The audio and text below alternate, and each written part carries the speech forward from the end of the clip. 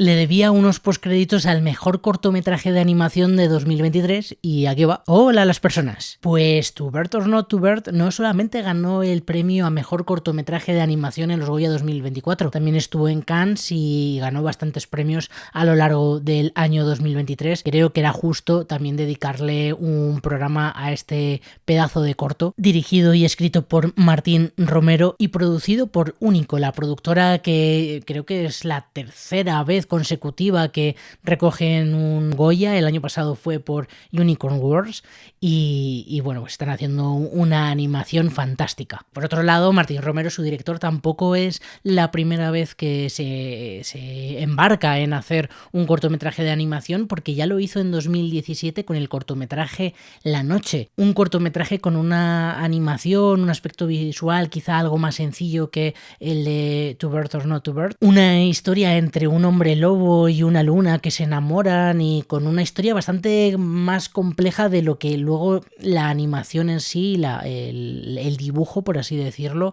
nos puede llevar a pensar. La historia es bastante dura sobre todo. Pero volviendo a To Bird or Not to Bird, os cuento un poco de qué va, aunque tenéis la posibilidad de verlo tanto en Filmin como en Movistar si todavía no lo habéis hecho. Me gusta mucho la definición que ofrecen a través de su distribuidora Selected Films, porque creo que define bastante bien el cortometraje.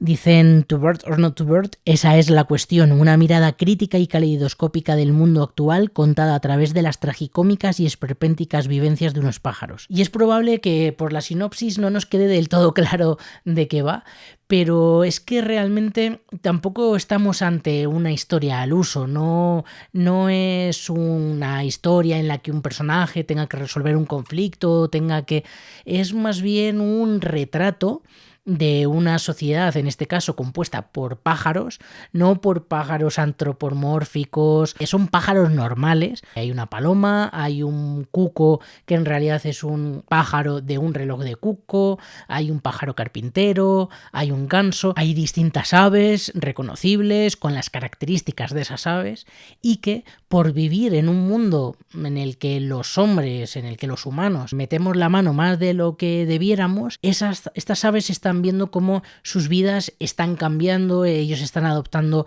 algunas rutinas, algunas manías, algunas fobias de los propios seres humanos, influidos por valga la redundancia, por toda esta influencia del ser humano en la realidad que les rodea y en el medio ambiente sobre todo. Y vamos con algunas claves del cortometraje que me gustaría señalar. La primera de ellas creo que tiene que ver, ya que estamos hablando de un cortometraje de animación, casi es inevitable señalar la propia animación, ¿no? Estamos hablando de una animación en 2D y en este caso han utilizado el blanco y negro, no al 100% de la historia, pero sí, digamos, un 90% del cortometraje es en blanco y negro. Y esto nos está diciendo mucho porque una de las cosas que más podemos destacar de los pájaros son sus colores. Generalmente tienen colores muy llamativos y en este caso deciden apagarlos y dejarlos en blanco y negro. Es verdad que hay dos momentos en los que sí que vemos color, que es en el sueño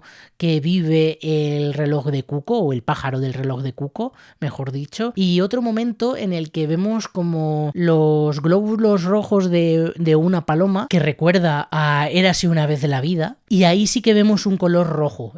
Se tiñe todo como de un color rojizo para recordar la sangre y las venas y entender un poco la imagen. Y luego, como decía, el sueño en el que son colores, digamos, realistas y que simplemente, bueno, pues es que es una vida de sueño. ¿Qué quiere decir el blanco y negro entonces? De algún modo, el blanco y negro no tiene una función tanto estética, sino más bien nos está señalando un mundo en el que hay algo extraño, en el que no debería funcionar así, en el que de repente las luces se han apagado y se han apagado por el modelo de vida. Pero también creo que le da un punto de vista bastante más dramático, bastante más duro y sobre todo triste. Y en algunos festivales es un cortometraje que ha ganado premios por su música, pero yo ya no solamente me quedaría en la música, que creo que la banda sonora está muy bien, sino en todo el diseño sonoro. Y de aquí salto a la siguiente clave, que creo que es muy importante, y es que es un cortometraje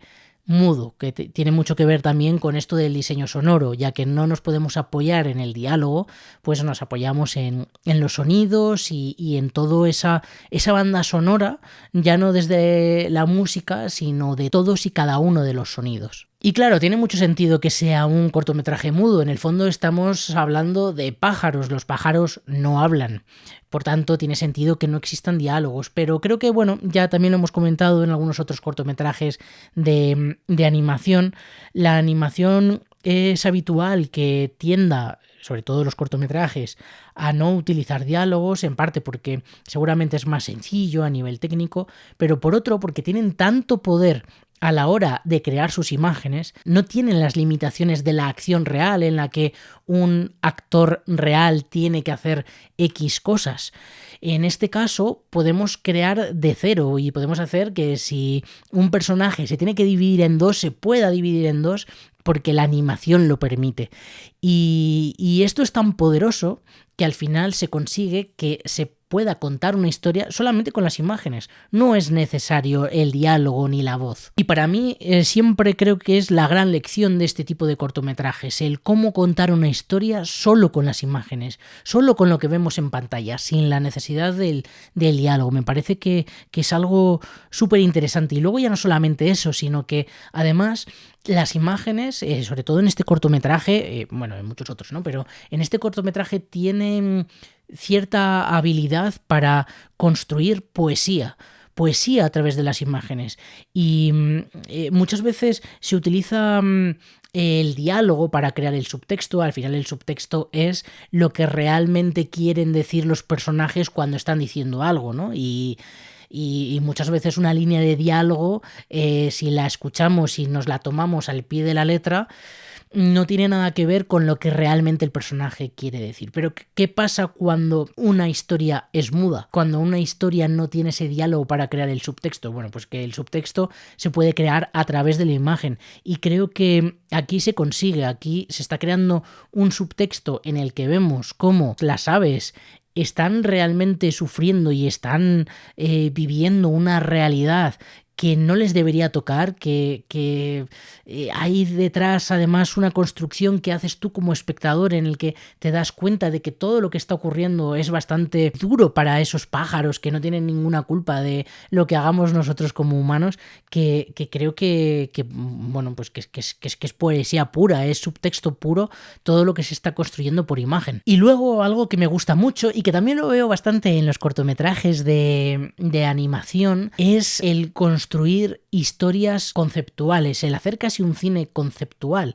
En este caso estamos hablando de un pájaro que quiere ser libre, que seguramente sea un poco el conflicto que vemos, porque no hay personajes definidos que tengan que cumplir una misión, por así decirlo, que es lo habitual en las historias.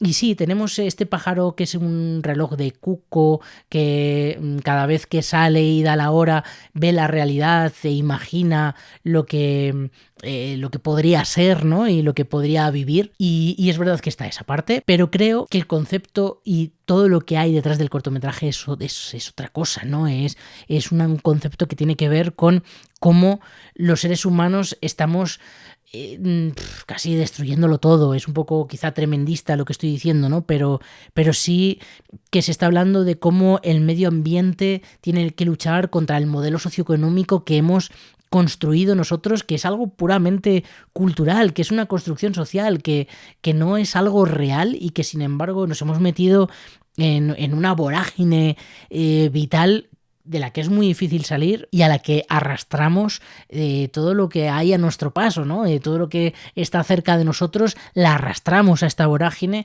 y también lo sufren. Y por supuesto en este caso son pájaros, pero podríamos hablar de cualquier tipo de especie animal y del medio ambiente en general. Y sin embargo sí que hay una cosa muy bonita en este conflicto mínimo que hemos comentado, ¿no? De este pájaro que quiere ser libre. Recuerda un poco casi al eterno retorno de Nietzsche, ¿no? De que todos los días acaban siendo iguales, todo vuelve a pasar, todo vuelve a ocurrir. Tiene algo de eso, ese reloj de cuco, con lo cual es que al final hay un montón de capas en esta historia. Tenemos, por ejemplo, un ganso al que le roban roban las plumas, tenemos a una paloma que come comida basura y que se está prácticamente suicidando, seguramente de una forma consciente porque sabe que esa comida basura no le está haciendo bien y que está sufriendo, pero a la vez no puede evitar no comer esa comida basura y te hace pensar en todas las cosas que hacemos perjudiciales para nosotros mismos, para nuestro propio organismo y para quienes nos rodean y para toda la sociedad, ¿no? Es la verdad un cortometraje sobre todo muy duro que te pone frente a frente contra un modelo que es que yo creo que todos somos conscientes de que no está bien, de que hay algo ahí que no termina de funcionar, que a lo mejor hay cosas que más o menos compramos y líneas rojas que toleramos, pero en términos generales es muy complicado seguir viviendo así y creo que es un cortometraje precioso que señala todo esto para sobre todo decirnos que nos relajemos un poco. Así que nada, To Bird or Not To Bird de Martín Romero, podéis verlo en Movistar. Chao a las personas.